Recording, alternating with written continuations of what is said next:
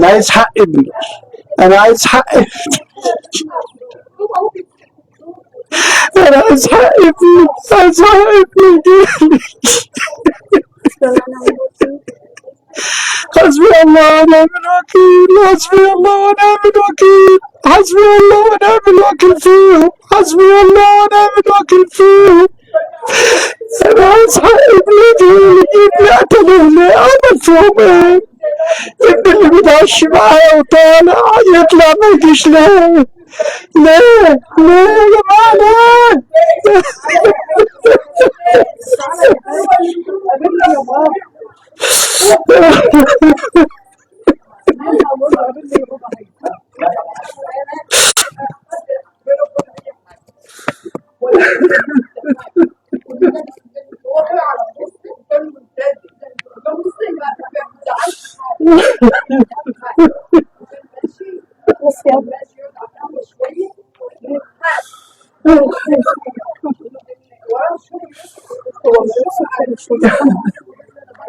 مشاهدي ومتابعي القاهرة 24 في كل مكان، اهلا بيكم. معاكم انا نرمين سعد ولايف جديد وتغطية جديدة من قرية الوسطاني تابعة لمركز كفر سعد بمحافظة دمياط.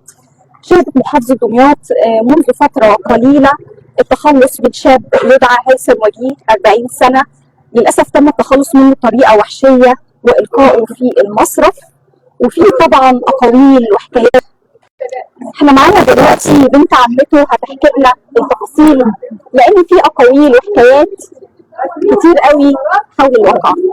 البقاء لله ونعم بالله. ايه اللي حصل؟ اللي حصل ان هيثم طلع في امانه الله، هيثم طلع في امانه الله، اتعشى يعني ايه بقى، طلع على القهوه وقاعد في وسط ولاده ومتعشى وفجاه يختفي من فين.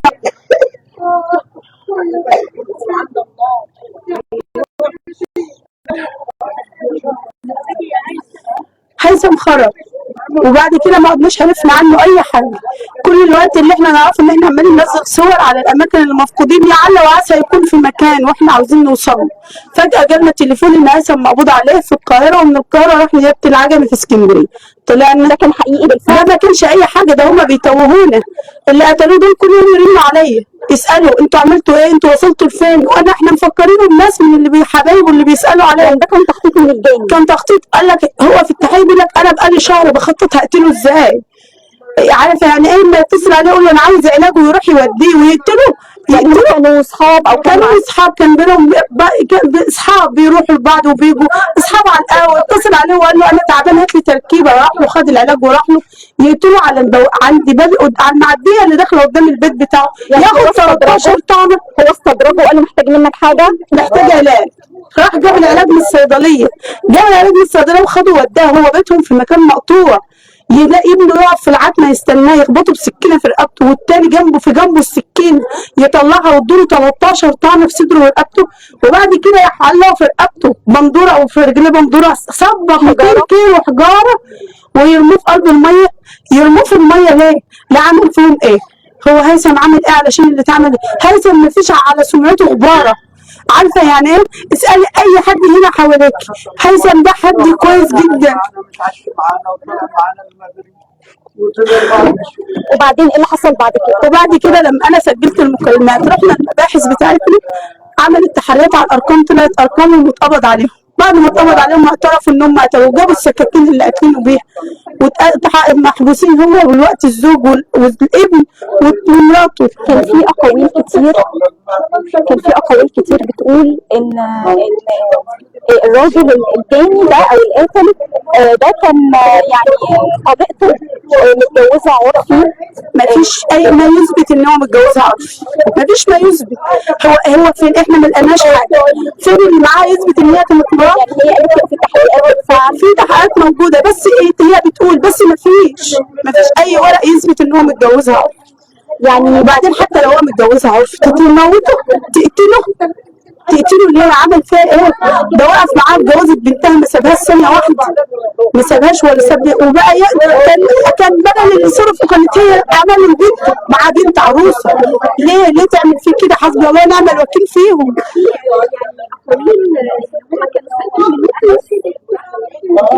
هو مات وسره معاه، هو ما كانش من النوع اللي بيجي يقول. انت فاهماني؟ ما كانش بيقول. هم بقى اللي قالوا هو هيثم انا عاوزين حقه. احنا عاوزين حق هيثم، عاوزين نعرف اتقتل ليه، عايزين نعرف هم عملوا فيه كده ليه. يعني جريمة القتل دي كانت بالتخطيط والاتفاق بين الثاني وابنه يقتلوه، يدوله 13 طعنه، يربطوه من رقبته ومن رجليه عشان ما عادش يطلع. شوفي عدالة ربنا لما تشوف الحجرين اللي طالع بيهم، ما توقعش ان جثة تطلع بالحجرين دول. طلعت من المية عشان قدرة ربنا، عشان حقه يظهر، عشان حقه يظهر. حسبي الله. احنا جينا هبطنا جنبه من الناس، وده كان اطيب واحد هنا وكان احسن انسان، كان احسن انسان والله العظيم يا حبيبي، واطيب واحد. لما يسيب 3 عيال يا عيني كده وخدوه على اخواني، رنوا عليه وقالوا له تعالى هات لنا علاج وهات لنا وهات لنا، واخد لهم عشا كمان. واخد لهم عشا، وكل ما يطلب فلوس يقولوا له طيب طيب. لما لقوا بقى ان هو بيتحكم عاوز فلوسه استفرسوه بقى، قال لك بقى هنديلهم نروح مستفرسين، ربنا ينتقم منهم البعض. هم لازم يقفوا في ميدان عام ويشنقوا. تعالي يا مديح.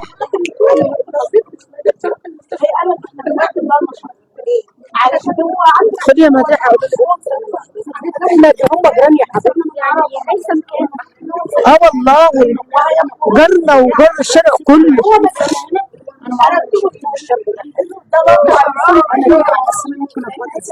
انا بقالي 26 سنه، بقالي 26 سنه متزوجه من وسطاني. انا عمري ما شفت من الشاب ده اي حاجه منه صراحه يعني. هم خدوه ونعم الاخ ونعم الجار، لو عوزنا منه اي حاجه بيجيبوها. يعني هيثم ما كنا نطلب منه اي حاجه.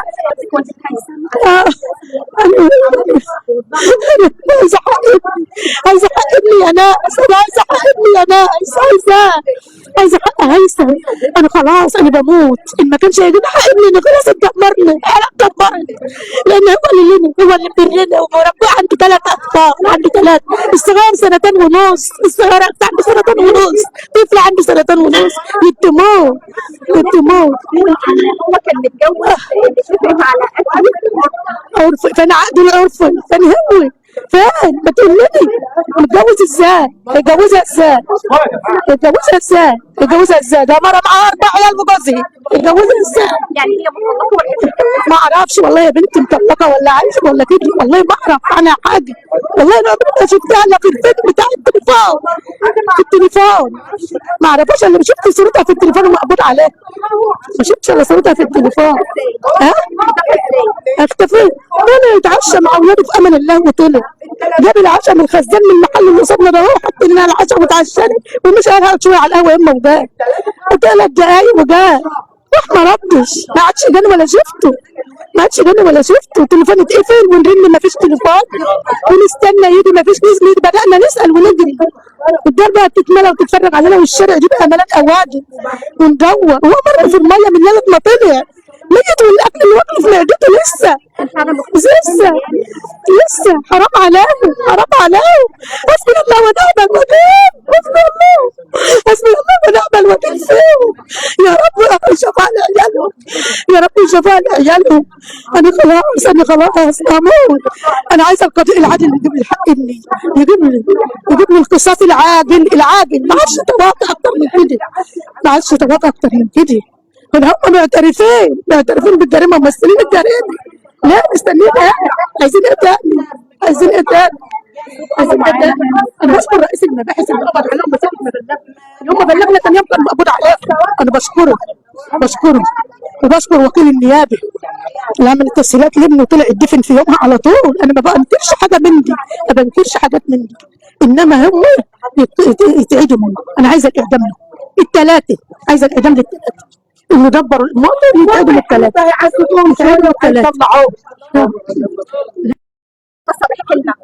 هو ماشي من منزله بعد العشاء يوم الجمعة. من يوم ما مشي هو مختفي، ما نعرفش عنه أي حاجة. ما نعرفش إن هو يحصل له كده الموتة البشعة الوحشية دي، إنه يعملوا فيه كده. ما نعرفش إن هو يحصل له كده. ما ظهرش إلا بعد 5 أيام. رامينه جوز الحجار اللي حطوه عليه دي. لو واحد عايش ما كانش يتحمل الموتة البشعة دي الوحشية دي. كان وبعد كده يعني اختفى 5 ايام وقفل تليفونه. قفل تليفونه، من يوم ما قفل تليفونه ما نعرفش عنه حاجه، هو اول مره يعمله. هو تليفونه كان بيفضل مفتوح في اي وقت، عمره ما اتقفل من يوم ما اجى عندنا، عمره ما قفل تليفونه. لنا القصه كده، عايزين نوضح للساده المشاهدين اللي حصل. القصه كانت ايه؟ اتقتل ازاي؟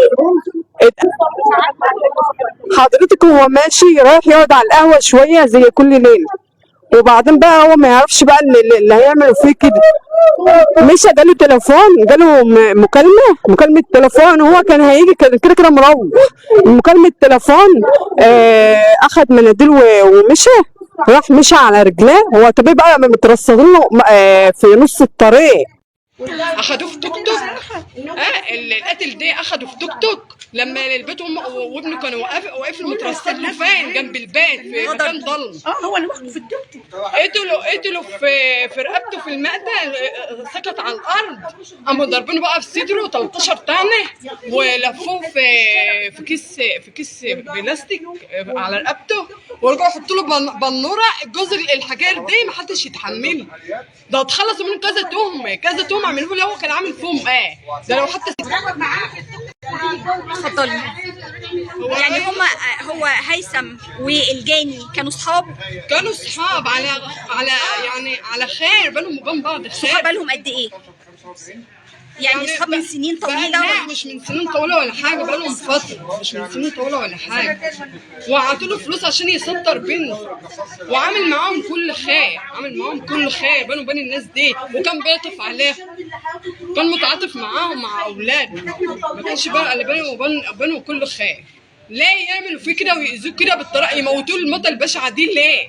دي اللي انا عاوزاه. انا عاوزه حق جوزي، انا كل اللي انا طالباه كاساس العاج، طالبه حق جوزي.